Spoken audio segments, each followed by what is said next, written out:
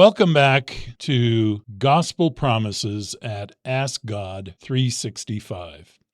Today, we are starting on a journey of sharing with you that there is good news about hell. And we will be studying this in a 5-part series. And today, we will start with part 1. And part 1 will deal with why this subject matters, and it will focus on a biblical study of God's justice, mercy, and the final end of sin. So, why study hell?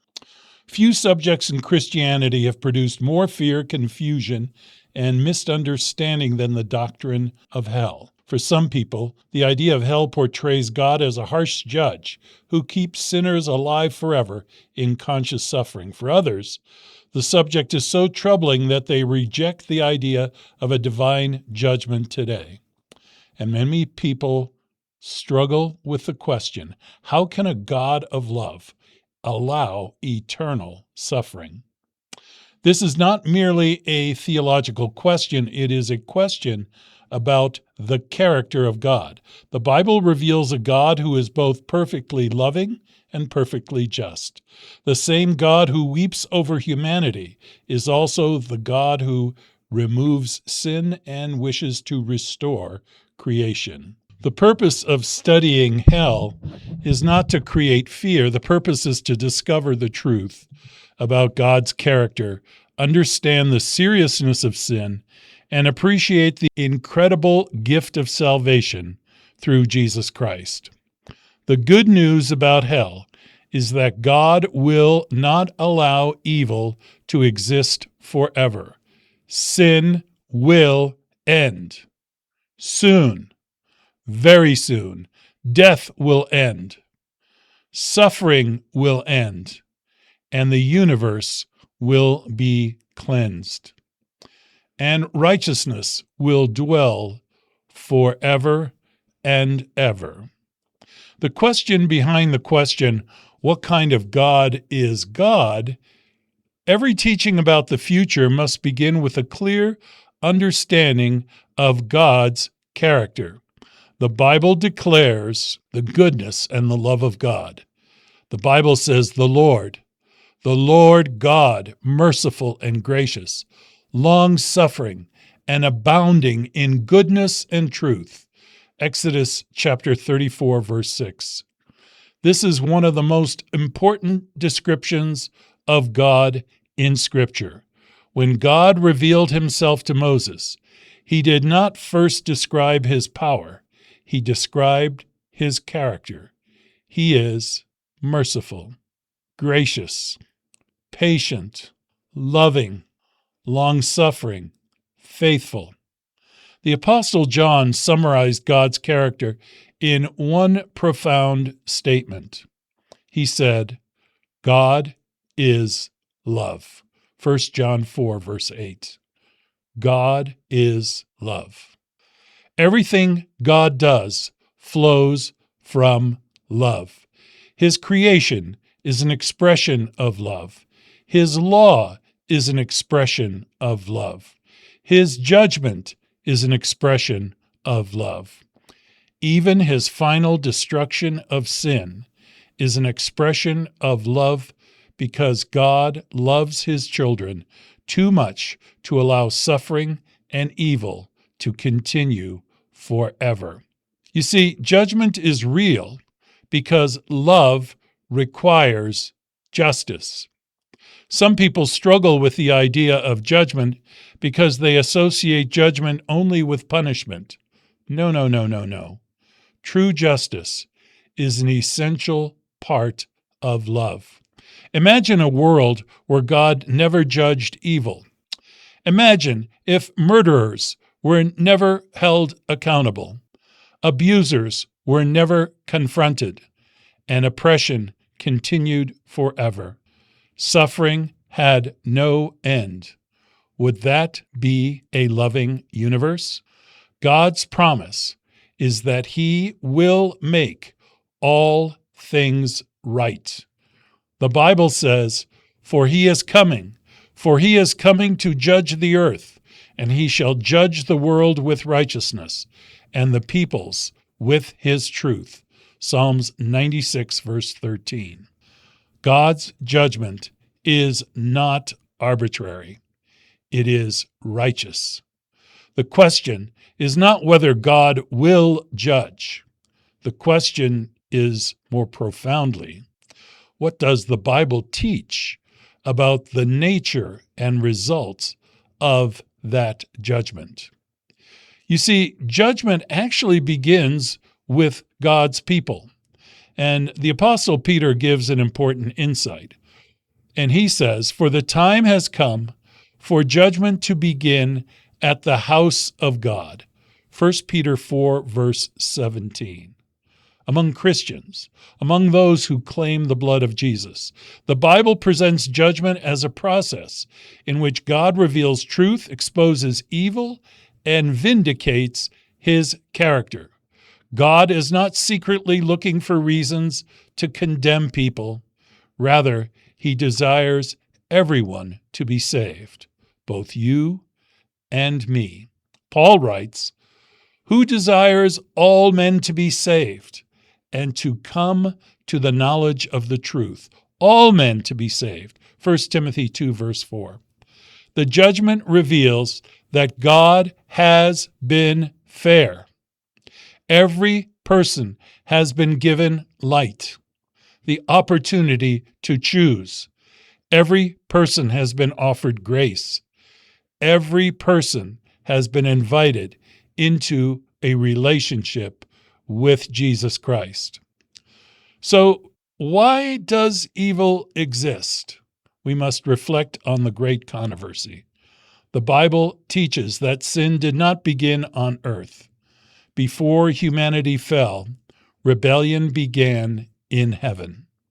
Lucifer, a created being of great beauty and intelligence, chose pride and self-exaltation, self-centeredness. The Bible describes his fall. "You were the anointed cherub who covers. You were perfect in your ways. From the day you were created till iniquity was found in you." Ezekiel 28, verses 14 and 15. Isaiah describes Lucifer's ambition. "For you have said in your heart, I will ascend into heaven. I will exalt my throne above the stars of God, and I will be like the Most High." Isaiah 14, verses 13 and 14. Sin began as rebellion against God's government of love. The great controversy is ultimately a controversy over God's character. Is God loving? Is his law good? Can his government be trusted? The final judgment answers these questions forever before the entire universe. Let's look at the Bible's simple definition of sin and death. The foundation of understanding hell begins with one central biblical truth. For the wages of sin is death, but the gift of God is eternal life in Christ Jesus our Lord. Romans 6, verse 23. Notice carefully the contrast. Paul does not say the wages of sin is eternal life in punishment or purgatory or in hell. He says, the wages of sin is death. The Bible consistently presents two outcomes, life or death. Eternal life through Christ, death as a result of rejecting God. Jesus said, "For God so loved the world that he gave his only begotten Son, that whosoever believes in him should not perish, but have everlasting life." John 3:16. The choice, friend, is between life, perishing. The word perish means to be destroyed or brought to ruin. God offers life as a gift. Immortality is not something humans naturally possess. It is something God gives. So that begs the question, is the soul naturally immortal? A major question in understanding hell is this: are human beings naturally immortal? Do we live on and on and on and on? Many ancient cultures believed the soul was inherently immortal. Greek philosophy, especially the writings of Plato, taught that the soul existed separately from the body and could not truly die. However, the Bible presents a different picture. God alone possesses immortality. The Apostle Paul writes the following: He who is blessed and only potentate, the King of kings and Lord of lords, who alone has immortality. 1 Timothy 6:15 and 16. Notice, God alone has immortality. Humans receive immortality as a gift. Paul explains this: for this corruptible must put on incorruption, and this mortal must put on immortality. 1 Corinthians 15:53. Immortality is something received at the resurrection. It is not something humans automatically possess. Sadly, we are born to die, but our outcome can be different if we accept Christ. The Old Testament foundation is that the soul can die. And we find this in the prophet Ezekiel, and he gives us a direct statement. He says, "The soul who sins shall die." Ezekiel 18, verse 4. The Hebrew word translated soul, or nephesh, refers to a living person or being. It does not mean an immortal spirit trapped inside the body. Genesis says, "And the Lord God formed man of the dust of the ground, and breathed into his nostrils the breath of life. And man became a living being." Genesis chapter 2, verse 7. The Bible does not say Adam received an immortal soul. It says Adam became a living soul. Life comes from God. When God removes the gift of life, the person dies. And this is why this is good news. The biblical teaching about hell reveals something beautiful about God. God does not torture his enemies forever. God destroys sin forever. This distinction matters. A God who eternally preserves suffering would be difficult for many people to reconcile with the character of God revealed in Jesus Christ. But a God who finally removes evil from his universe is exactly what Scripture promises. Friend, the Bible says the last enemy that will be destroyed is death. 1 Corinthians 15, verse 26. God's ultimate goal is not an eternal battle between good and evil. God's goal is victory, and the victory has been won with Jesus' life, death on the cross, and resurrection. You see, the cross reveals God's heart. The clearest revelation of God is not found in the punishment of sinners. It is found on the cross of Calvary. Jesus took upon himself the consequences of sin. The prophet Isaiah wrote, "He was wounded for our transgressions. He was bruised for our iniquities." Isaiah 53, verse 5. The cross shows that God does not delight in punishment. He paid the ultimate price for you and me to save all of humanity. The choice is ours. The Apostle Peter writes, "The Lord is not slack concerning his promise, but is long-suffering toward us, not willing that any should perish, but that all should come to repentance." 2 Peter chapter 3, verse 9. God's desire is your and my salvation. Judgment is a strange work to God, the final removal of everything that destroys his creation. The good news about hell is real. The biblical message about hell is not a message of fear.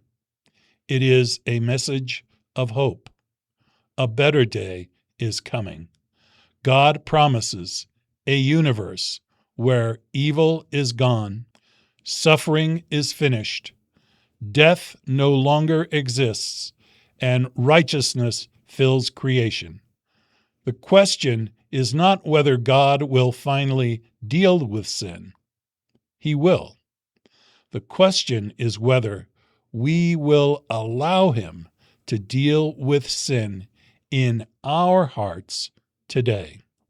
Jesus offers the only answer to the problem of sin, and that is himself, Jesus Christ, Lord of Lords and King of Kings. The good news about hell is that God will not allow pain, injustice, rebellion, and death to continue forever. Love will win. Sin will end. Death will end. And God's children will live forever. Even so, come, Lord Jesus. May the Lord bless you and keep you. And please join us for part 2, the good news about hell. Please like and subscribe. Thank you again until we meet again.